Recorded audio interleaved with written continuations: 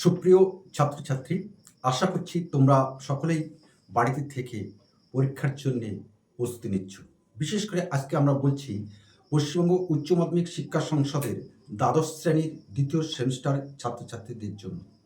যারা এই সেমিস্টারে রাষ্ট্রবিজ্ঞান নিয়ে অধ্যয়ন করছো, তাদের জন্য আজকের এই ভিডিওটি অতি গুরুত্বপূর্ণ। কারণ আগামী যে তোমাদের দ্বিতীয় সেমিস্টারের পরীক্ষা আছে, সেই পরীক্ষার সম্ভাব্য প্রশ্ন এবং সাজেশান আমরা আজকে তোমাদের কাছে তুলে ধরছি। রাষ্ট্রবিজ্ঞান হলো এমন একটি বিষয়, যে বিষয় ছাত্রছাত্রীদের বা সকলকে রাষ্ট্রের সচেতন নাগরিক হিসাবে গড়ে তোলে এবং সেই নাগরিকতার জন্য, সুনাগরিক হয়ে ওঠার জন্য এবং অপরকে পরামর্শ দেওয়ার জন্য আমাদের এই রাষ্ট্রবিজ্ঞান অধ্যয়ন করা অতি প্রয়োজন। আর সেই জায়গায় দাঁড়িয়ে আমরা আজকে এই সাজেশনটা প্রস্তুত করে দিচ্ছি। আমরা বড় প্রশ্নের পাশাপাশি বেশ কিছু ছোট প্রশ্ন তোমাদের কাছে আমরা তুলে ধরবো। ভিডিওটা হয়তো একটু বড় হতে পারে, কিন্তু তোমরা ধৈর্য সহকারে শোনো এবং প্রয়োজনে তোমরা খাতা লিখে নাও। এছাড়াও যদি তোমাদের কোনো প্রশ্নের উত্তর দরকার হয়, তাহলে আমাদের কাছে অকপটে জানাবে, আমরা তোমাদেরকে সহযোগিতা করার চেষ্টা করব।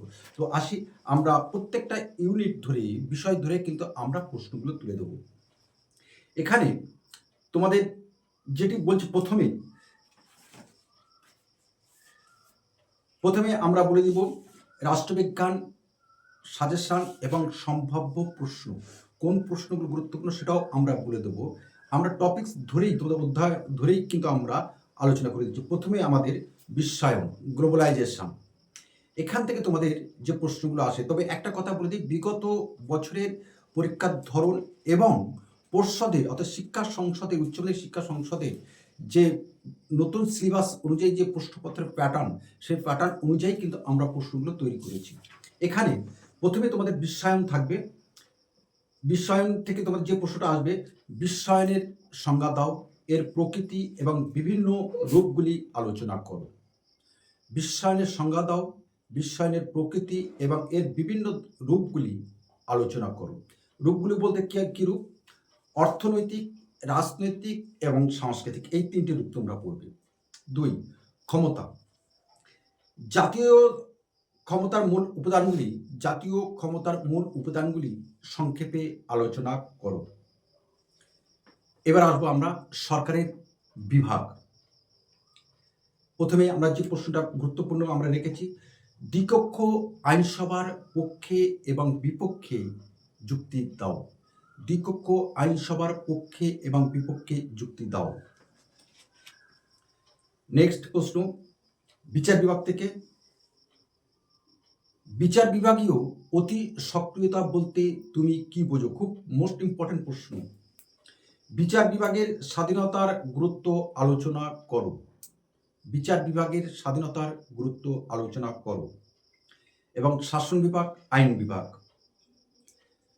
প্রথমেই আমরা শাসন এবং আইন বিভাগ থেকে যে প্রশ্ন সবার উপরে যিনি আছেন, তিনি হলেন রাষ্ট্রপতি।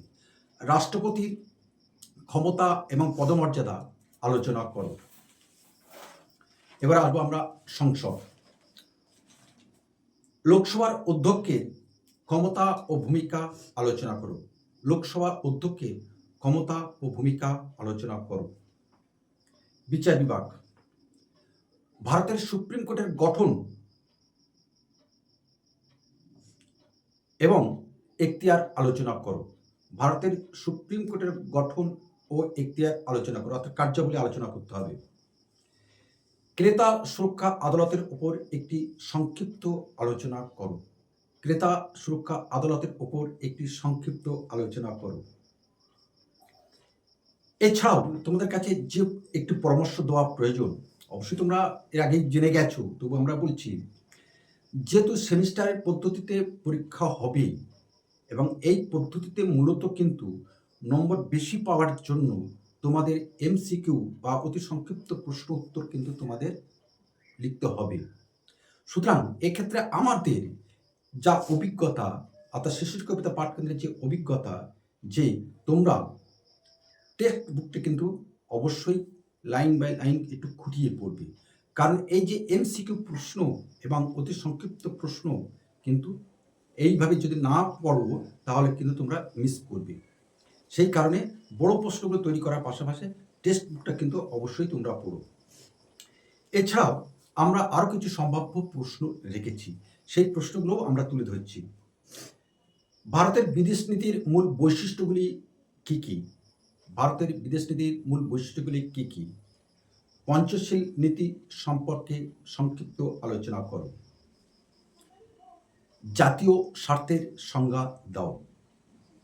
জাতীয় স্বার্থ রক্ষার বিভিন্ন উপায় বা মাধ্যমগুলি আলোচনা করো। সরকারি বিভাগ আমরা আগেও কিছু প্রশ্ন বলে দিয়েছি, আবার কিছু প্রশ্ন আমরা রেখে দিচ্ছি। একনায়কতন্ত্র বনাম গণতন্ত্র, মোস্ট ইম্পর্টেন্ট। আধুনিক রাষ্ট্রে আইনসভার কার্যাবলী আলোচনা করো। আধুনিক রাষ্ট্রে আইনসভার কার্যাবলী আলোচনা করো। পাশাপাশি তোমরা আমলাতন্ত্র সম্পর্কে একটু পড়ে যাবে। এক কক্ষ বিশিষ্ট আইনসভা, পক্ষে এবং বিপক্ষে যুক্তি দাও। নেক্সট, ভারতের অঙ্গরাজ্যের রাজ্যপালের ক্ষমতা ও কার্যাবলী আলোচনা করো। মুখ্যমন্ত্রীর ক্ষমতা ও পদমর্যাদা আলোচনা করো। রাজ্য আইনসভা অর্থাৎ বিধানসভার গঠন ও কার্যাবলী আলোচনা করো।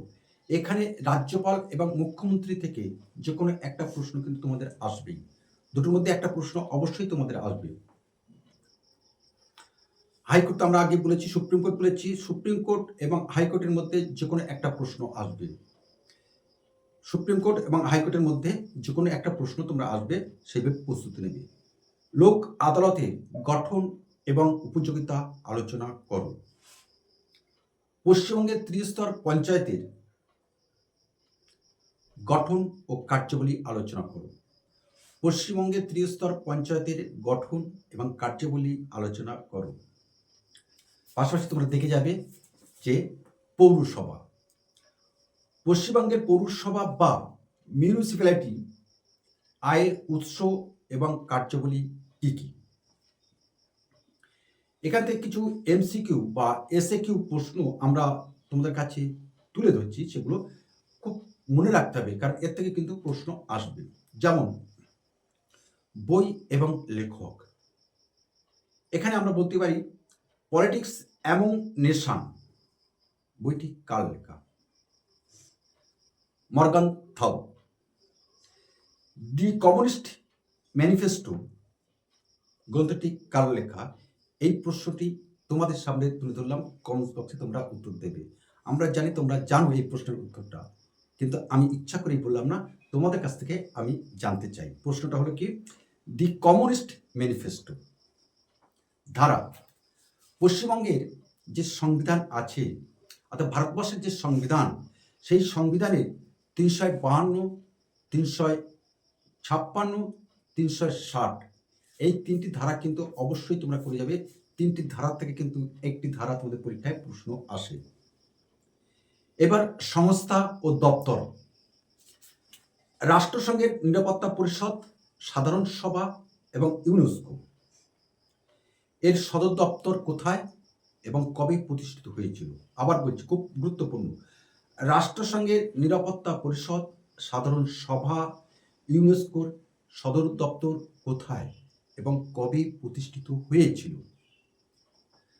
তুলনামূলক রাজনীতি থেকে তোমরা যেটা করে যাবে যে রাষ্ট্রপতি ক্ষমতার সাথে রাজ্যপালের ক্ষমতার তুলনামূলক আলোচনা।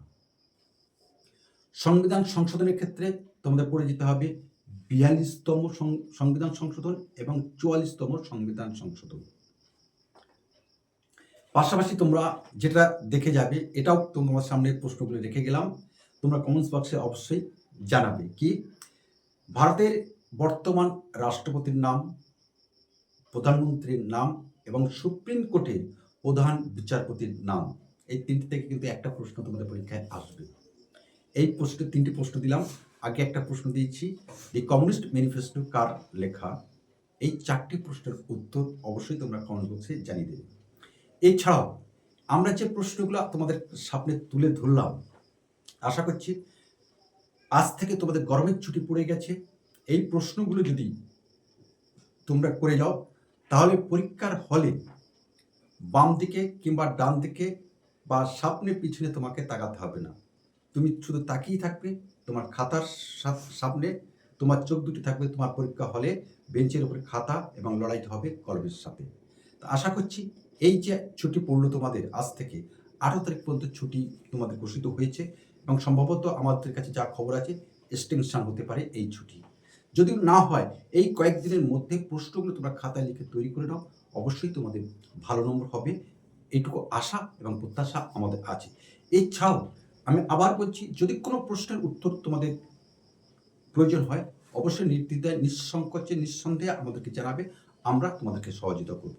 তো আসি, যাওয়ার সময় যে কথাটা বলে দিই, অন্যান্য বারের ভিডিওর সাথে অবশ্যই আমাদের চ্যানেলটি সাবস্ক্রাইব করে আমাদের পাশে থাকবে এবং বন্ধুদের মধ্যে এই ভিডিওটি শেয়ার করে দেবে। কারণ তোমার একটি শেয়ার বা তোমার একটি কমেন্টস বা তোমার একটি সাবস্ক্রিপশন আমাদের আগামী এই রকম ধরনের ভিডিও তৈরি করতে ভীষণ পরিমাণে আমাদের উৎসাহ দেয়। নমস্কার।